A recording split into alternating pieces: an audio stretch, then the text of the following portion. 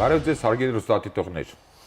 Մեր անվանի հայորդիների գրեթե մեծ մասի կյանքը եւ գործունեությունը քաջատեղյակ է լայն հանրությունը, սակայն ցավոք պետք է նշել, որ կան որոշ մի քանի վառ հնատականություններ, որոնք ժամանակի հանգամանքների բերումով մնացել են անհայտության մեջ, հայտնվել են անհայտության գրկում, մոռացության գրկում եւ նման գործիչներից է մեր այսօրվա հաղորդման հյուրը, ում անունը 100 տարի առաջ թնդում էր եւ հանրահայտ էր բառի բուն իմաստով ողջ ռուսական կայսրությունում։ Հայորդիներ հաղորդաշարի այսօրվա հաղորդումը նվիրված է Գրիգոր Ջանշյանին։ Մեր հաղորդման հյուրերն են Հայաստանի պետության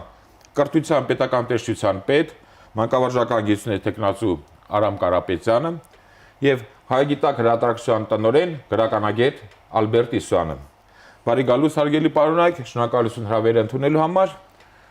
Հարգելի հեռուստադիտողներ, այժմ դիտենք փոքրիկ ակնարկ նվիրված Գրիգոր Ջանշյանի կյանքին եւ գործունեությանը եւ կշարունակենք մեր հաղորդումը։ Անվանի իրավաբան, հրապարակախոս, պատմաբան, հասարակական գործիչ Գրիգոր Ջանշյանը ծնվել է 1851 թվականի մայիսի 17-ին Թիֆլիսում։ Սովորել է տեղի ծխական դպրոցում եւ նահանգային գիմնազիայում։ 1870 թվականին ավարտել է Մոսկվայի Լազարյան ճեմարանը արծաթե մեդալով, գրանցվելով ոսկե հուշատախտակում։ 1874 թվականին Մոսկվայի համալսարանի իրավաբանական ֆակուլտետը։ Սկզբում զբաղվել է փաստաբանությամբ, բայց շուտով թողել է եւ նվիրվել գրականության, իրավունքի, դատավարության հարցերին։ Բազմաթիվ հոդվածներով ու ակնարկներով հանդես է եկել ռուսական մամուլում։ Հանրաճանաչ է դարձել մեծ բարենորոգումների դարաշրջանը պատմահրապարակախոսական աշխատությամբ, որի հոնորարը նվիրեց ռուս աղքատ գյուղացիներին եւ ուսանողներին։ Այս աշխատությունը Նոբելյան մրցանակի դափնեկիր նշանավոր ռուս գրող Իվան Բունինն անվանել է կոթողային։ Լինելով Ռուսկիի Վեդոմստի թերթի հրատարակիչ խմբագրերից, ռուսական գրական հասարակական կյանքում նպաստել է հայ ժողովրդի պատմության ու մշակույթի քարոզչությանը, ռուս հասարակայնությանը ներկայացնելու գործին ուշադրություն հրավիրել արևմտահայերի ծանր կացության եւ նրանց ազատագրական պայքարի վրա։ 1893 թվականին Դիև ծածկանունով լույս է ընծայել հայկական հարցը Թուրքիայում գրքույկը, որտեղ գրել է, որ հայկական հարցը պետք է վճռել իրավունքի, արդարության, մարդասիրության պահանջների համաձայն։ 1894-ից 96 թվականների հայկական կոտորածների կապակցությամբ 1897-ից 98 թվականներին նախաձեռնել, կազմել եւ հրատարակել է ռուսերեն լեզվով եղբայրական օգնություն Թուրքիայում տուժած հայերին մեծարժեք հանրագիտարանային ժողովածուն, որտեղ ընդգրկել էր անվանի հեղինակների այն երկերը, որոնք վերաբերում էին հայ ժողովրդի պատմությանը եւ մշակույթին, հայկական հարցին եւ Թուրքիայում արևմտահայերի ցեղասպանությանը։ Ժողովածուին աջակցել եւ մասնակցել էին ռուս անվանի գրողներ եւ գիտնականներ, օրինակ Լև Տոլստոյը, Անտոն Չեխովը, Վլադիմիր Կորոլենկոն, Կոնստանտին Բալմոնտը, Կլիմենտ Տիլիմյազևը։ Պատկերազարդումները կատարել էին Հովանես Այվազովսկին եւ Վարդգես Սուրենյանցը։ Ժողովածուն Արշակ Չոպանյանը բնորոշել է որպես իր տեսակի մեջ հրաշակերտ, հորինված այնպիսի գիտակցությամբ, որ մե անդին կարելի չէ անցնել։ Ժողովածուի վաճառքի հասույթով Արևմտյան Հայաստանում Պոլսի Մաղաքիա պատրիարք Օրմանյանի միջոցով բացվել է 12 մանկատուն ապաստարան։ Ջանշյանը մահացել է 1900 թվականի հուլիսի 17-ին Մոսկվայում։ Թաղված է հայկական գերեզմանատանը։ Նա շուրջ 25 գրքի եւ հարյուրավոր հոդվածների հեղինակ է։ Ժամանակակիցները նրան անվանում էին որբերի բարեկամ, որբերի հայր, որբերի փրկիչ։ Եղբայրական օգնություն Թուրքիայում տուժած հայերին ժողովածում վերահրատարակվել է 2014 թվականին Երևանում եւ Մոսկվայում։ Պարոն Կարապետյան, առանց վերապայության կարելի է ասել, որ Գրիգոր Ջանշյանի անունը հայտնի է շատ սակավաթիվ, չեմ ուզում ասել ընդամենը մի քանի հոգու, բայց ամենայն դեպս շատ սակավաթիվ թվով մարդկանց եւ գրեթե չի խոսում նրա վաստակի գնահատման մասին, մինչդեռ իմ կարծիքով պետք է միանգամայն լրիվ հակառակ պատկերը լիներ։ Ինչով էր դա պայմանավորված եւ այդ Ջանշյանի վաստակը խնդրում եմ ներկայացրեք։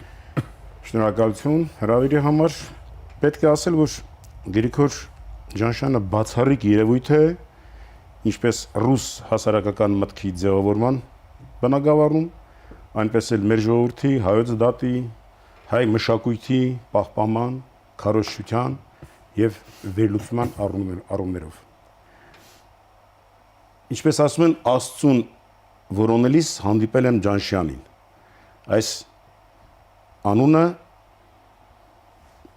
ինչպես բոլորը, առաջին անգամ լսել եմ Հայագիտակ հրատարակչությունում եւ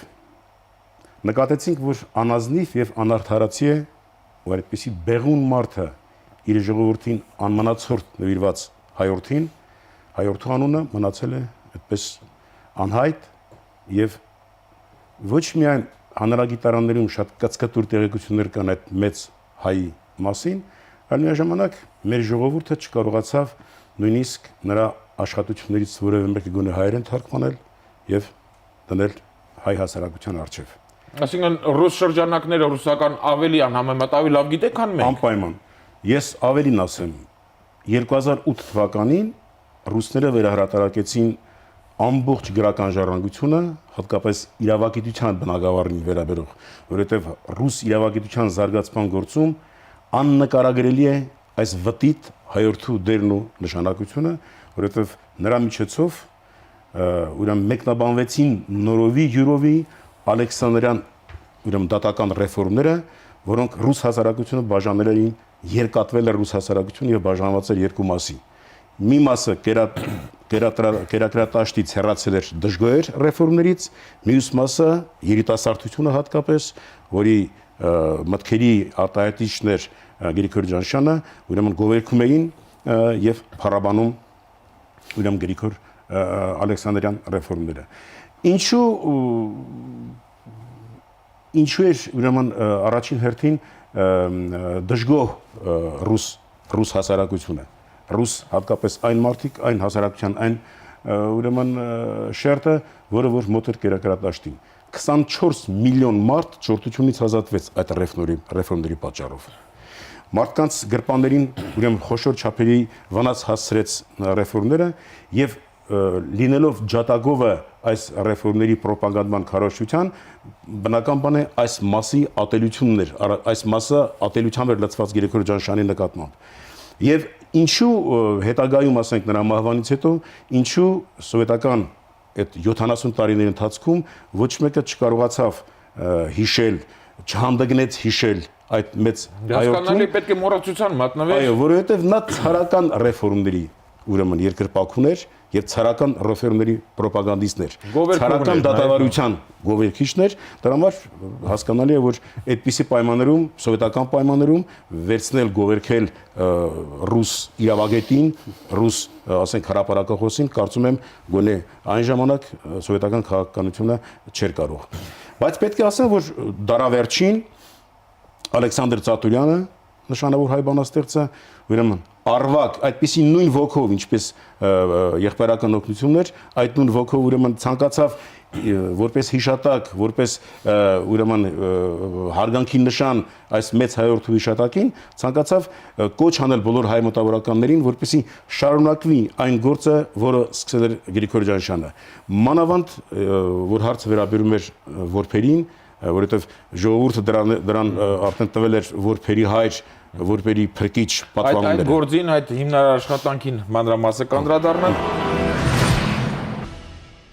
Պարոն Իսյան, փաստորեն մեր հայրենակիցը Գրիգոր Ջանշյանը այն ժամանակներում կարելի ասել այն եզակի մեր հայ գործիչներից էր, նկատի ունեմ գիտնական եւ հասարակական գործիչ, ովքեր իրենց ոչ գործունեության արդյունքում շնորհիվ համառուսական կամ ռուսաստանյան մասշտաբ ձեռք բերեցին, ճանաչում ստացան, ոչ թե սոսկ Երևանի նահանգի կամ Թիֆլիսի նահանգի մասշտաբի։ Այդ առումով արդեն պարոն Կարապետյանը նշեց մեծ բարեփոխումների դարաշրջան այդ աշխատությունը, օրինակ ռուս անվանի բանաստեղծի Վան Բունինը, Նոբելյան մրցանակի դափնեկիր, անվանել է կոթողային։ Այո։ Ես ձեզ ասեմ, որ հաղորդման գալուց առաջ ես մտածում էի, թե ամենակարևոր միտքը ինչ պետք է ես Ջանշյանի մասին ասեմ, հիմա միանգամից ասեմ, պետք է Ջանշյանին հայտարարել սուրբ։ Մեր ժողովուրդը չունի երևի երկրորդը Ջանշյանի նման գործիչ, մտավորական, որը ռուսական միջավայրում իդեպ նա կրթություն էր ստացել Լազարյան ճեմարանում, փայլուն տիրապետում էր հայերեն, որ տեսնեք իր ձեռագիրը, հետո իրավաբանական կրթություն ստանալուց հետո Ջանշյանը դարձավ Ռուսաստանի ամենահեղինակավոր թերթերից մեկի, Ռուսկիե Վեդոմստի թերթի հրատարակիչ խմբագիրներից մեկը, ուներ համառուսական մեծ ճանաչում։ համառուսական մեծ ճանաչում ձեռք էր բերել ոչ միայն իր իրավաբանական այդպես գրքերով հիմնարար աշխատություններով, այլև իր հրապարակախոսական գրական հոդվածներով, մի քանի ծածկանուններով էր ինքը հանդես գալիս։ Եվ երբ որ կոտորածները եղան Թուրքիայում, հայկական կոտորածները, այդ մեծ հեղինակություն ունեցող հայը կտրուկ շրջադարձ կատարեց դեպի հայկական հարցը։ Ինքը եղել էր Պոլսում, եղել էր շրջագայել էր, տարբեր երկրներում եղել էր եւ կարծես այսպես ասած ծարս եղավ այդ մոլեգին հայը, փոքրամարմին, հիվանդոտ հայը եւ կատարեց գրեթե անհնարինը։ Ինչ արեց։ Բոլոր հայ մտավորականներին ժամանակի զորահավաք հայտարարեց մեծահարուստներին, որ պետք է ստեղծել մի հիմնարար գիրք, աշխատություն, այդ աշխատությամբ վերականգնել հայերի այնքան հակահայկական հոդվածներ էին լինում ժամանակին Մոսկովսկի Վեդոմստի թերթում, մյուս թերթերում, եւ Ջանշյանը դրեց նպատակ նախ ներկայացնել ռուս հասարակությանը ամբողջ հայ ժողովրդի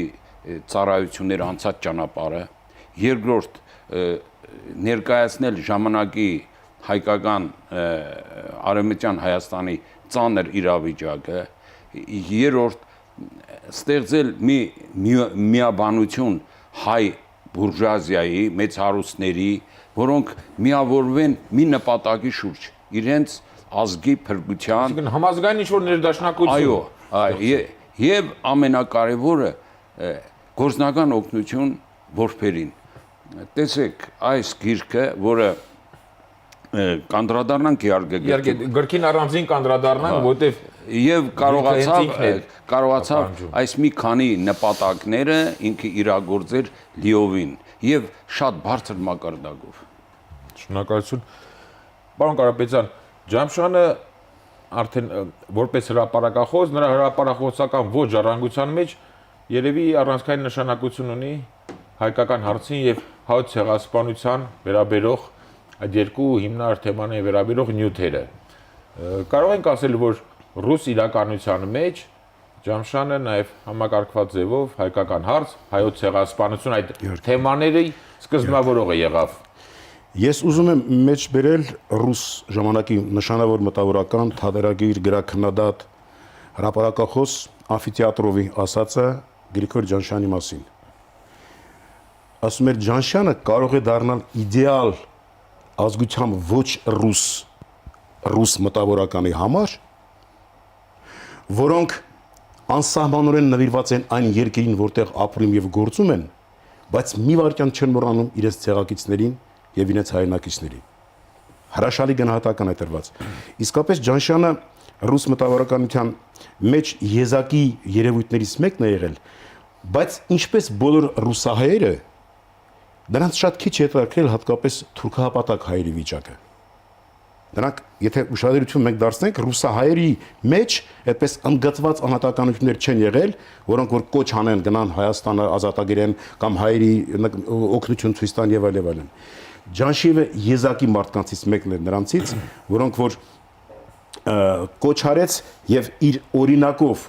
առաջին անգամ լինելով 1891 թվականին Պոլսում չնկատեց առաջին անգամ, թե որտեղ է եկել։ Այո, նա գնահատեց Պոլիսը որպես լավ քաղաք, բան, բայց միաժամանակ ընդգծեց այն վայրագությունները, որոնք քրիստոնեական մշակույթի նկատմամբ իրագործում էին թուրքերը։ Եվ զարմանալ կարելի է, որ արդեն հասունացած մարդի մեջ առաջին անգամ նրա էության մեջ հորձանք տվեց ազգային պատկանելիությունը։ Առաջին անգամ այդ մարդը իրեն հայ զգաց։ Եվ ռուսական մտավորականությունը ես ուզում եմ կարդալ ուղղակի մի քանի անուններ, թերթերի անուններ, որոնք Новое время, Тифлисский листок, Московская ведомости, Русские ведомости, Исторический вестник, Вестник Европы, Русская мысль, Биржеви 20-30 անուն կա։ Մի քանի տասնյակ։ Այո, յուրաքանչյուրը ով որ գրել էր Ջանշիևի մասին, որպես վերջաբան ներկայացնում էր այդ մարդուն որպես հայ մարդ։ Իր ազգին նվիրված մարդ։ Եվ այսօրվա հայ-ռուս ժողովուրդների բարեկամության արմատները անպայման պետք է գտնել այդ գրքի արմատներում, որի մասին մենք խոսենք, եւ ամենակարևորը Թուրքիայում հայոց վիճակը այդ աշխատության մեջ նա 4 նամակ է գրել։ Այդ 4 նամակը իբր թե գնում է իր թուրք մտավորական ընկերոջը։ Կարծեցյալ, այդպիսի թուրք մտավորական չի եղել, բայց իրեն է գրում։ Իրեն գրում եւ այդ թուրքին ապացուցելով, որ այս ժողովուրդը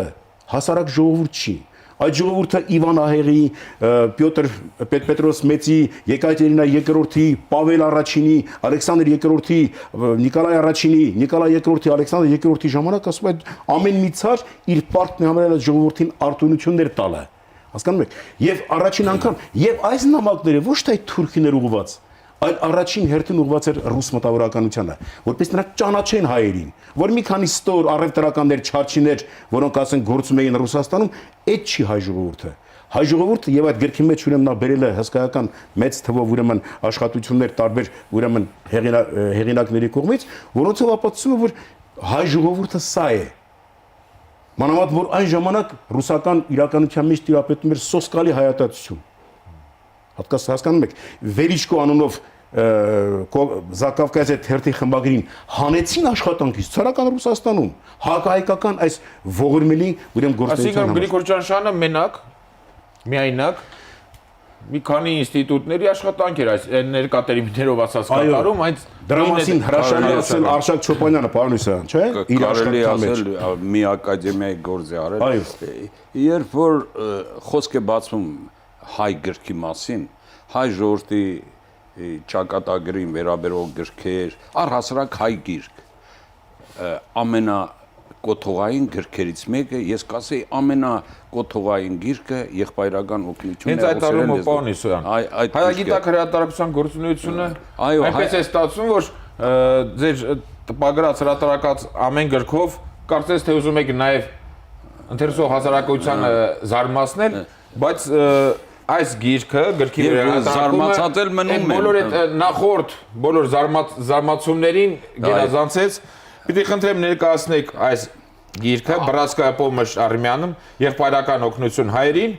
որը ավելի քան 100 տարի հետո նախաձեռնել եք երկուսով հրատարակել։ Այս գիրքը փաստորեն մեր հարգելի ռուստատիտողներին ցույց տանք։ Սա Երևանյան հրատարակությունն է։ Նույն Արամ Կարապետյանի առաջաբանով, պարոն Կարապետյանի առաջաբանով եւ հայագիտակ հրատարակչության տպագրությամբ եւ Կարմիրը Մոսկովյան հրատարակությունը, վերահրատարակությունը։ Այո, հիմա ես ձեզ ասեմ։ Սա իր արտաքին տեսքով, ծավալով, շուրջ 1000 էջ է։ Չէ, ավելին։ Ձևավորումով Գեղարվեստական Այվազովսկին է մասնակցել բովանդակությամբ։ Երևի աննախադեպ երևույթ էր։ Իհարկե, գիտեք ինչ կա, ինքը զորահավաք արեց հայ մտավորականների այս գրքի համար, ինքը գլխավոր խմբագիրն էր, իր գրասենյակում հավաքեց բոլոր նյութերը, ստեղծեց բոլոր հայ գիտնականներին եւ նկարիչներին, Հովհաննես Այվազովսկուն եւ Վարդգես Սուրենյանցին։ Գրքի ամբողջ ձևավորման աշխատանքները կատարել է Վարդգես Սուրենյանցը, գլխազարդերը, վերջնազարդերը, լուսանցազարդերը, բոլորը մի շքեղ հրատարակություն է արել, կատարյալ աշխատանք է արել գրքարվեստի Վարդգես Սուրենյանցը։ Բացի այդ, Հովհաննես Այվազովսկին ամեն ինչ արեց 4-5 նկար նվիրեց այս հրատարակությունը դարձնելու ավելի շքեղ եւ ավելի բովանդակալից։ Բանն այն է, որ սա արտաքին գրքի ձևավորման խնդիրներն են, բայց ես ձեզ ասեմ, գրքի բովանդակությունը հանրագիտարանային է, հայկական հարց, հայեր, նշանավոր հայեր, օտար երկրացիները հայերի եւ Հայաստանի մասին այստեղ կան Անատոլ Ֆրանսի, Լեպսուսի, Էմիլ Դիլոնի հանրահայտ հոդվածները, դուք գիտեք, թե ինչ զարորելի պատմություն է Էմիլ Դիլոնի ճանապարհորդությունը Թուրքիա եւ հայերի վիճակը։ Բացի այդ, ինքը մի շարք ռուս գիտնականների դիմել է եւ նրանք գրել են հայերի եւ հայկական հարցի մասին հոդվածներ։ Բացի այդ ներկայացնում է հայ ժողովրդի բազմաթիվ զավակներին, Լորիս Մելիքովից սկսած հայ գեներալների եւ հայ մշակույթի նշանավոր գործիչների։ Դուրս է գալիս օրինակ հանրագիտարան է։ Անպայման հանրագիտարան է։ Եվ բարձր մակարդակով է արել, ինքը խմբագրել է, ինչ բանաստեղծություններ է թարգմանել, դրել, ամենաէականը ես ասեմ, որ զուգահեռ նաև ներկայացել է հայ մշակույթի, այսպես ասած, հուշարձանները, հայկական հուշարձանները զուգահեռ կլիշեն, ինչպիսի կլիշեներով է նա կարողացել այդ բոլորը տպագրել ու որբերի, ինչպես նաև այսպես որբերի լուսանկարները, որոնք պատկերացում են տալիս կոտորածների, այդ զարելի կոտորածների մասին։ Այսինքն դրանից հետո ինքը կարողացավ գիրքը երբ պատրաստ էր 97 թվականին, երկրորդ հրատարակությամբ 98-ին 1898 թվականներին, հա, եւ հետաքրքիրն այն է, որ ինքը դիմեց բոլոր հայ մեծահարուստներին։ Գիտեք, բոլոր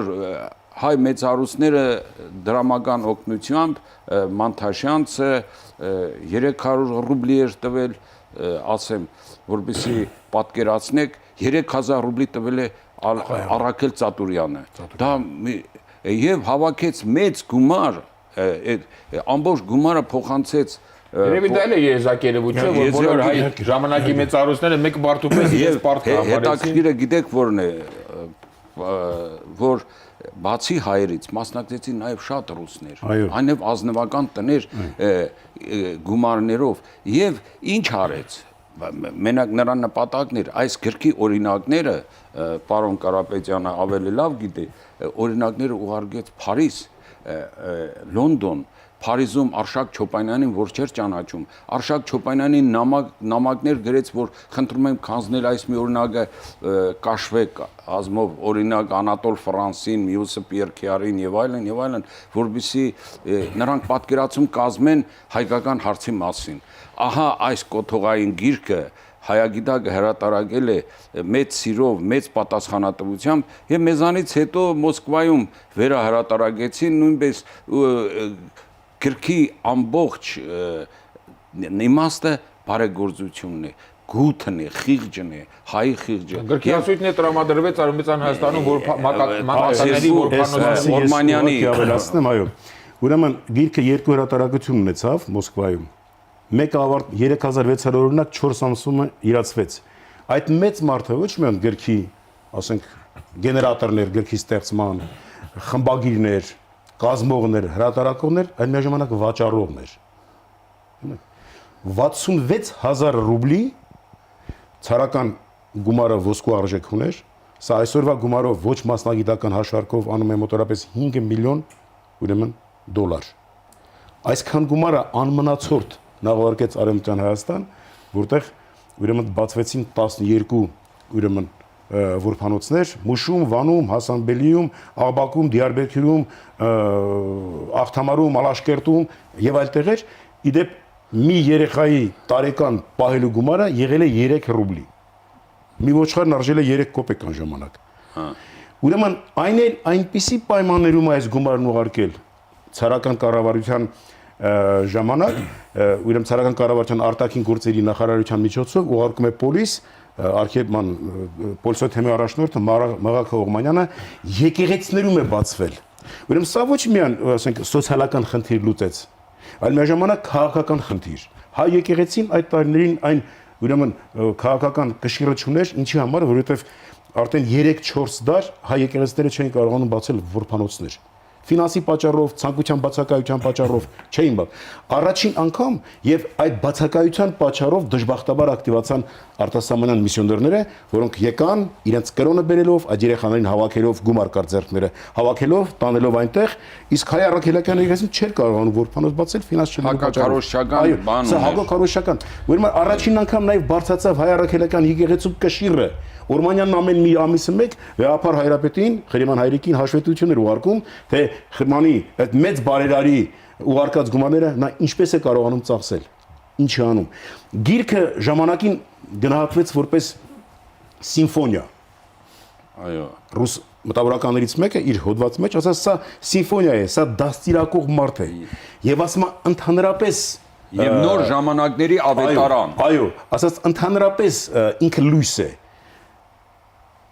Ջանշյան Գրիգորը լույս է ասում այդ եւ ասում է ռուս հասարակությունը այլ նպատակ չունի, քան գնալ նրա շավղով դեպի լույսը, դեպի բարին։ Այն մարդը, որը սիրում է ուրեմն ազատությունն ու լույսը, նա սիրում է նաեւ Ջանշիևին։ Այն մարդը, որ ատում է լույսն ու Առաջադիմությունը ազատությունը, նա արդեն ատում է Ջանշիևին։ Այդպիսի հզոր անհատականություն է եղել այս գրքով հանդերձ եւ դրա համար ուրեմն մեր ուժերի նվիրումով կարողացանք ուրեմն հասարակությանը տեղակ պահել, որ այդպիսի մեծ անձնավորություն է եղել, որտեղից Ջանշիև կամ Ջանշյան ազգանունն է։ Ոչ միտեղ դժբախտաբար չկարողացան գտնել, մի թրուցիկ ինքը բացատրություն ունի, ասելով թե իրենք եկել են Հնդկաստանի Ջանշի գավառից, դրա համար Ջանշիվ է եղել, ազգանունները այդտեղից են վերցել։ Նվաստս ուսումնասիրել է ամբողջ Հնդկաստանի քարտեզը, հատկապես Անգլիայի տիրապետության ժամանակ այդ հյուսային Հնդկաստանի Գոայի շրջանում, ուրեմն այդպիսի իսկապես այդպիսի ավանք Ջանշի բանկը։ Բայց հետո իր կենսագիրներից միայն մեկն է Ջվելիգովն է, որ հակված է, որ ավելի շուտ իրենք Պարսկահայեր են, Պարսկաստանից են եկել եւ ավելի Պարսկաստանն էլ Հնդկաստանից են գնացել։ Հա, հնարավոր է։ Համենայնպես Ջանշիև այնտեղ հայկական գաղութ եղել է իդեպ այդ Ջանշի քաղաքում։ Թե ինչպես է եկել Թիֆլիս չգիտեք։ Գրիգոր Ջանշյանը իր ամբողջ բարեփոխումների դարաշրջանում գրքի ամբողջ հնարարը փոխանցեց ռուս աղքատ ուսանողներին, այդպիսի բարեգործություններ անում, ոչ միայն հայերին։ Եվ հետո իր կտակով ամբողջ բանը նորից կտակեց իր փայաբաժինը, այսպես ասած, հայկական եկեղեցուն։ Այդպիսի բան չկա ռուս իրականության մեջ, որ իր կենթանության օրոք այդ գիրքը 7 անգամ տպվի։ 7 անգամ տպվել է իր կենթանության օրոք։ Մի տարվա մեջ 3 անգամ։ Եվ ամիջապես սպառվել է։ Եվ պարոն Իսահակյանը, որ ասում է նա նաև գումարատվել ռուս մուժիկներին եւ չքավոր ուսանողներին, այս ահռելի գումարը այդ 9 անգամ տպված, հետագայում 2 անգամ էլ հետմահու տպեց այդ գիրքը, այդ ահռելի գումարը փաստորեն ինքը բաժանում էր ռուս մուժիկներին եւ իր բարեկամները ապացուցեցին այդ համապատասխան ծառայություններին, հատկապես նրանց ներքին երևի համատանգության ծառայություններին, որ այս մարդը միայն հայերի համար չի աշխատում, այս մարդը միաժամանակ ռուս մտավորական է եւ ռուս քաղաքական պետական գործիչ։ Առաջիկայում պետք է լույս ընծայի Արամ Կարապետյանի Գրիգոր Ջանշյան կյանքը եւ գործունեությունը աշխատությունը, որը համակողմանի կներկայացնի մեր մեծ հայորդու ամբողջ գիտական, գրական, հասարակական բարեգործական գործունեությունը եւ այնտեղ կլինեն Ջանշյանի շատ ընթերցողների անծանոթ հոդվածներ հավելվածի ձևով։ Շնորհակալություն, շատ կարևոր է, որ սկսած աշխատանքը կանգ չի առնում։ Հարգելի բարեկամներ, մեկ անգամ եւս թույլ տվեք շնորհակալություն հայտնել ձեզ հաղորդմանը մասնակցելու համար եւ հատկապես որ մեր ժողովրդին, մեր հայրենակիցներին, ընթերցող հասարակությանը ավելի քան 100 տարվա մոռացությունից հետո կամ չիմացությունից հետո նորից պարգևեցիք այս կոթողային աշխատությունը եւ պետք է նշել, որ այս աշխատությունը պատմագիտականից զատ ունի նաեւ այժմ էլ ունի արդիական կարևոր հնչեղության քաղաքական նշանակություն։ Հարգելի հեռուստադիտողներ, հայորդիներ հաղորդաշարի այսօրվա հաղորդումը նվիրված էր Գրիգոր Ջանշյանին։ Առայժմ այսքանը, ճանաչենք հայորդիներին։